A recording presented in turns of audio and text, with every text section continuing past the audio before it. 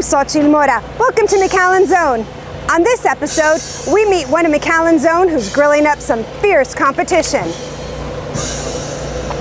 For the past 14 years, Jason Bartimus has worked in the Information Technology Department for the City of McAllen, starting out as a network administrator, where he maintained network connectivity of all computer workstations, provided network support for users, and maintained the services and associated hardware, applications, services, and settings, playing an instrumental role in the network development of the McAllen Public Library, the McAllen Development Center, and the McAllen Performing Arts.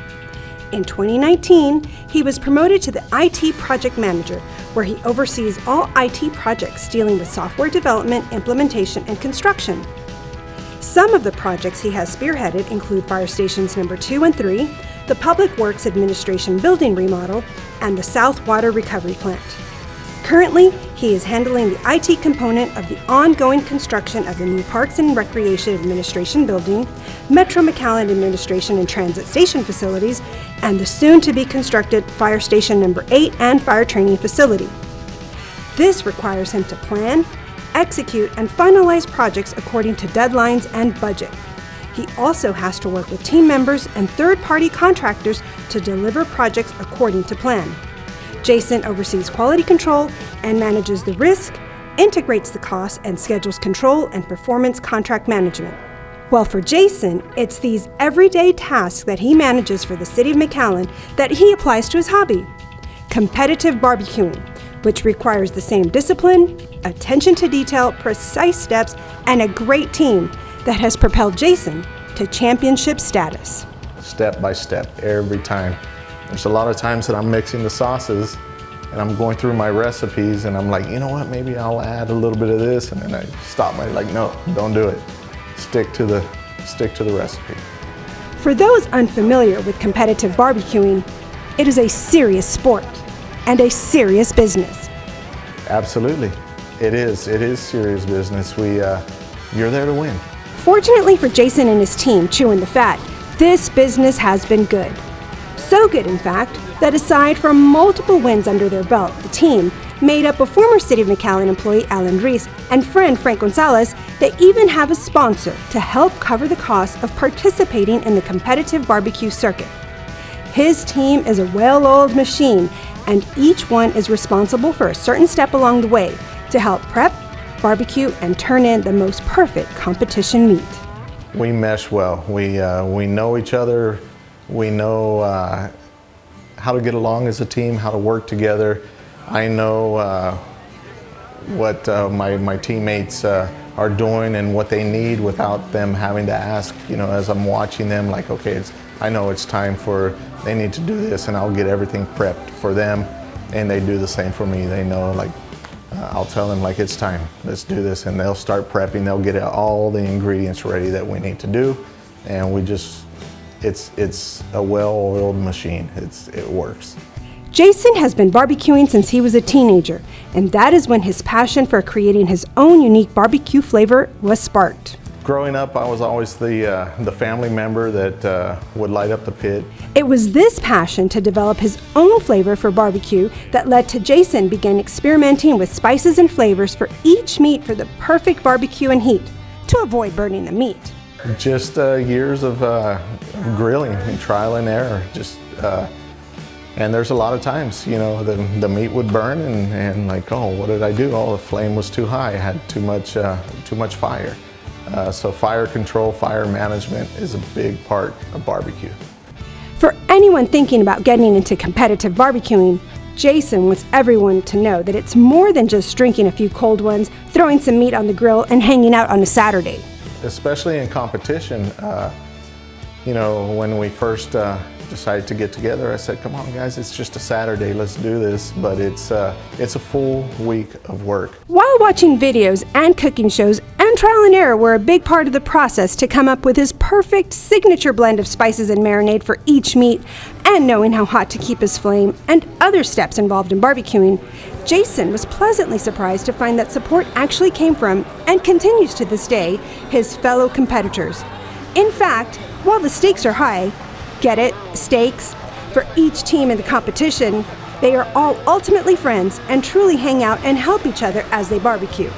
Competitive barbecue revolves around 4 meats: chicken, pork, ribs, and of course, the granddaddy of them all, brisket.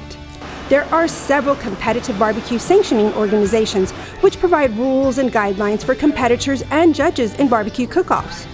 This is designed to help keep the barbecuing fair and on a level playing field. The main rule for all competitions is that all of the actual cooking and meat prep for the barbecue must be done on-site, which is usually a Friday night and Saturday morning. No pre-seasoning or pre-marinating until that day. The other absolute rule is that it must be barbecued with firepower, which can be anything from a stick burner, pellet grill, or a drum smoker like Jason uses. Other guidelines dictate how each meat is presented for judging and the must-not-miss deadline to turn in meats. Each competition will also feature a jackpot category on Friday night that can range from fajitas to pan de campo, charro beans to salsa, or even margaritas. We got first place, so I have a really good margarita. Jason competes in the Champions Barbecue Alliance, or CBA, which was born right here in the Rio Grande Valley with Fred Robles of Rio Valley Meats out of Weslaco and a 2019 World Barbecue Champion and last year's San Antonio Stock Show Barbecue Cook-Off Champion. At this most recent competition, Fred talked about what barbecuing means to him. To me, when I think about barbecue, I think about family, I think about friends, I think about fun. As I always like to say is, nobody gathers around a salad, right? Eddie Tapia of San Juan also helped to form the CBA and serves as the main judge and event representative for each competition. There are strict turn-in times for each meat, and Eddie and his team of volunteers are the ones to ensure that each plate is turned in properly and on time. No extra fillers are allowed or else they will be immediately disqualified. Once turned in, it's up to the judges to determine the best chicken, pork, ribs, or brisket. Judging in a barbecue competition is harder than one might think. It's not about eating an unlimited amount of barbecue. In fact, each judge can only take 1 bite of each plate and score that on taste and texture. They also judge it on appearance. For CBA competition, they enter their score on an electronic scoring device and can write comments anonymously to better help each team. In fact, in this CBA, there is no switching of numbers or plates as teams are issued QR codes, which they attach to each plate, and that is how they are judged each time. CBA organizers felt teams receiving feedback is a great way to help barbecue teams get better, as they see the results, where they are ranked compared to the other teams, and receive feedback from judges. With our Champions Barbecue Alliance, we do have an automated system. Everything's done electronically, the judging, everything. So as soon as the taste judge sits down, they do all the scoring on the telephone, which is the electronic device. Everything gets submitted to the laptop, automatically gets tabulated, and voila, we got the scores for that category. In this particular competition, Jason and his team Chewin' the Fat won 7th place in ribs, beating out Robles, who placed 26 in this category. Jason also scored higher in the brisket category, while Robles placed higher in the chicken and pork categories, but not quite good enough to walk this time. But the competition was stiff here, with 42 teams competing and 20 different teams placing in the top 10 across all 4 meat categories. According to Jason, the Rio Grande Valley is full of top-notch competitive barbecue teams, with 4 of them being ranked in the top 10 in the state. One reason, he says, is the great weather year-round, which allows for grillers to hone their skills every weekend, whether at home or in competitions held year-round. There's a lot of great cooking teams here in the valley, and you just never know. I mean, we all do our best. It's the person that doesn't make the mistakes. For Jason, this competition was good for him and his team. Gosh, it's just incredible to at least walk. We get to hear our walk-up songs. We get a certificate to hang on the wall, and we're off to the next one.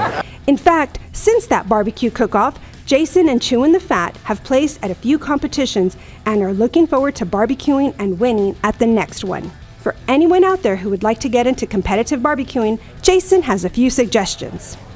Come out and join us. Come and hang out, watch us. We'll help you out. We'll show you what to do if you want to get started in something like this. It's a lot of fun. It's family fun. Yeah, it's hot, but going to the beach is hot. But here we are. And we got some great barbecue out of it. Absolutely. Great barbecue. For the City of McAllen, I'm Xochitl Mora.